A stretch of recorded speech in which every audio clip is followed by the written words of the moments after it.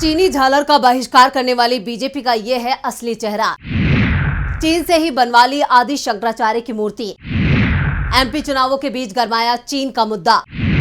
चीन को लेकर बीजेपी के डबल स्टैंडर्ड पर कांग्रेस का जोरदार वार। मध्य प्रदेश में 20 से 25 दिनों में विधानसभा चुनाव की तारीखों का ऐलान हो जाएगा। इन चुनावों में बीजेपी को अपनी सत्ता बचा पाना मुश्किल दिख रहा है, इसलिए वो हर दांव चल रही है।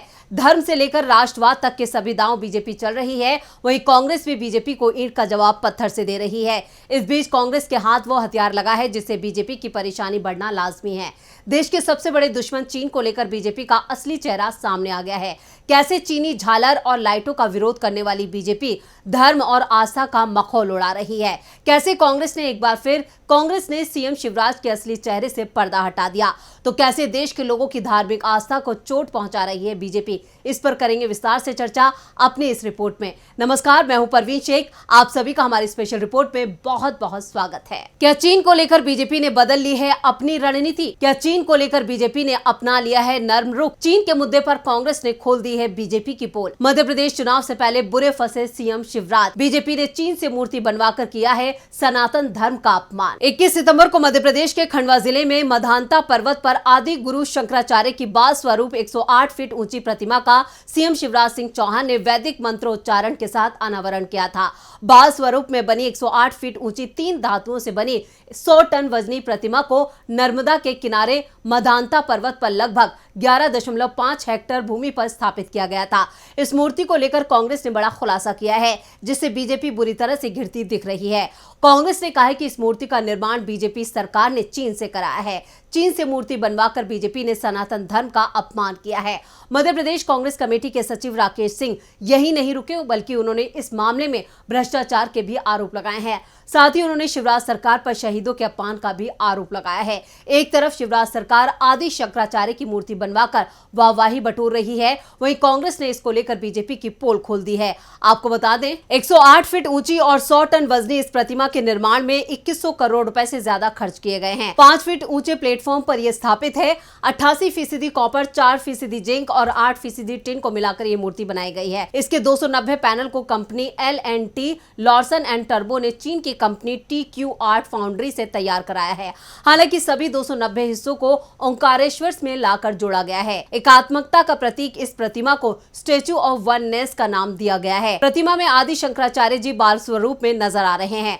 मान्यता है कि 12 साल की उम्र में वो ओंकारेश्वर से वेदांता के प्रचार के लिए निकले थे। प्रतिमा का अनावरण करने के बाद सीएम शिवराज सिंह ने इसकी संतों के साथ परिक्रमा भी की। आदि गुरु शंकराचार्य के लिए श्रृंगेरी शारदा पीठ से 112 फीट की माला लाई गई। माला 10,000 रुद्राक्ष से बनी है। सभी पंचमुखी रुद्राक्ष हैं। इस मौके पर सीएम ने कहा, आज आदि गुरु फिर पधार गए हैं, उनके चरणों में प्रणाम। उपयुक्त अवसर पर यह माला आदि गुरु को पहनाई जाएगी। अभी सुरक्षित रखते हैं, लेकिन अब इस मामले पर सीपीआई नेता जसविंदर सिंह ने कहा है, ये भाजपा का दोहरा चरित्र है। एक तरफ वो चीनी झालरों के बहिष्कार की बात करते हैं, दूसरी तरफ सरदार पटेल से लेकर आदि शंकराचार्य की प्रतिमा का निर्माण चीनी कंपनियों से कराते हैं। शिवराज सरकार के खिलाफ प्रदेश की जनता में भयंकर एंटी इनकम्बेंसी है और मूल मुद्दों से जनता का ध्यान भटकाने के लिए सरकार ये सब कर रही है। आपको बता दें कि ओंकारेश्वर तीर्थ में पवित्र मदानता पहाड़ी पर 2141 करोड़ रुपए की लागत से आदि शंकराचार्य की 108 फीट ऊंची प्रतिमा के निर्माण का विरोध करने वाले संतों और भक्तों को भी जेल में डाल दिया गया था।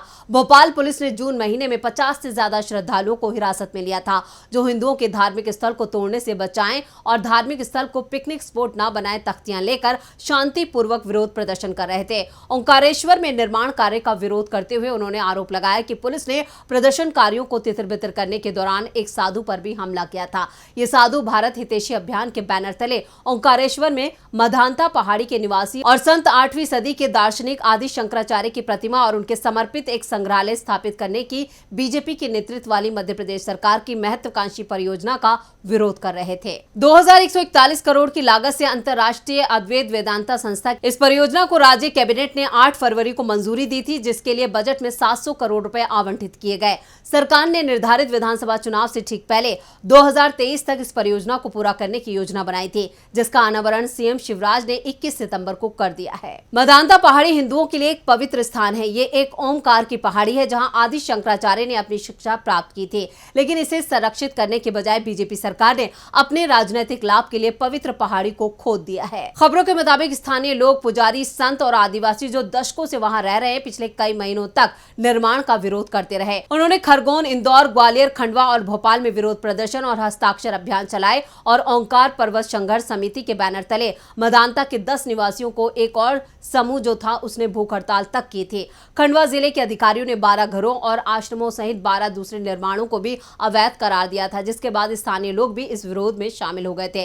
लेकिन सरकार ने इन विरोध को दरकिनार कर अपने राजनीतिक फायदे के लिए स्थान को ही दांव पर लगा दिया। वहीं मध्य प्रदेश की राजधानी भोपाल में आज पीएम मोदी ने भी सभा को संबोधित किया। पीएम मोदी यहां के जम्बूरी मैदान में पंडित दीनदयाल उपाध्याय की जयंती के मौके पर आयोजित बीजेपी कार्यकर्ता महाकुंभ में पहुंचे थे। इस दौरान पीएम मोदी ने कांग्रेस पर जमकर जुबानी प्रहार किए। पीएम मोदी ने युवाओं से लेकर पुरानी पीढ़ियों तक को अपने भाषण में साधा। हालांकि पीएम मोदी का भाषण महिलाओं पर केंद्रित रहा।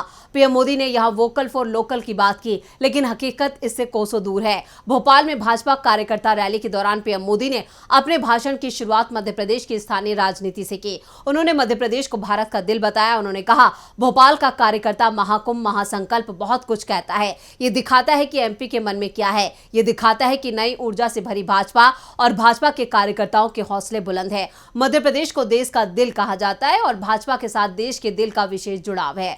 पीएम मोदी ने कहा कि जनसंघ के जमाने से आज तक मध्य प्रदेश के लोगों ने भरपूर आशीर्वाद दिया है। पीएम मोदी ने कहा कि राजमाता सिंधिया जी, अटल जी, खंडेलवाल और कुशाभाऊ जैसे महान व्यक्तित्व वाले नेताओं ने हमें आज यहां तक पहुंचाया है। कहा कि मध्य प्रदेश सिर्फ भाजपा के विचार ही नहीं बल्कि विकास के विजन का भी महत्वपूर्ण केंद्र है।